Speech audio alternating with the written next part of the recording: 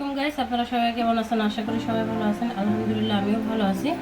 তো আজকে যেহেতু কোরবানি ঈদ চলতেছে, তাই আমি আপনাদের সাথে গরুর গোশতের কালা ভুনার রেসিপিটা শেয়ার করতে চলে আসলাম। যেহেতু এটা রান্না করবো, তো আপনাদের সাথে একটু শেয়ার করি। এখানে আমি 2 কেজির উপরে 2 কেজির মতোই হবে গোশত নিয়েছি। কোরবানির গোশত এতটা মাপা নাই।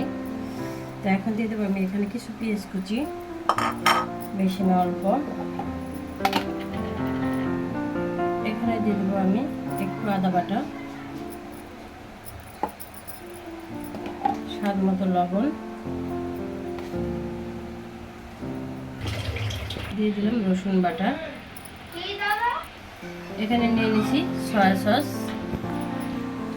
দিয়ে দিলাম রাঁধুনি গরুর গোশের কালা ভুনার যে রেসিপির মশলা, সেটা আমি এখানে 2 কেজির মতো নিয়েছি, তাই পুরোটা দিয়ে দিলাম।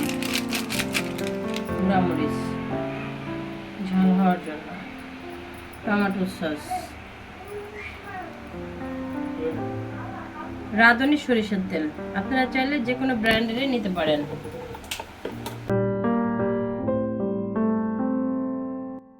আমার হয়ে গেছে। তো আমি কালো ভুনাটা যখন বাগার দেবো, তার আগে আমি একটু মোটা মোটা করে পেঁয়াজ দিয়ে দেবো এইভাবে।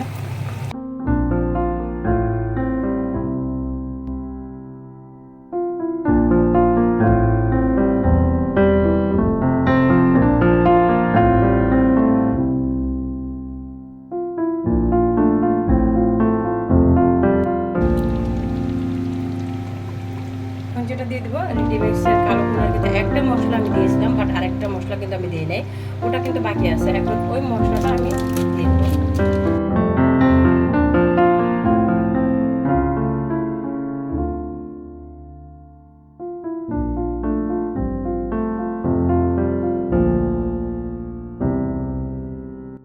কালা ভুনাটা বাগার দেবো, তাই এখানে দিয়ে দিলাম আমি সরিষার তেল।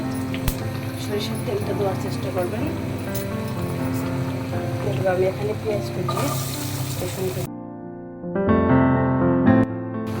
এখন যেটা দেবো আমি আদা রসুন কুচি।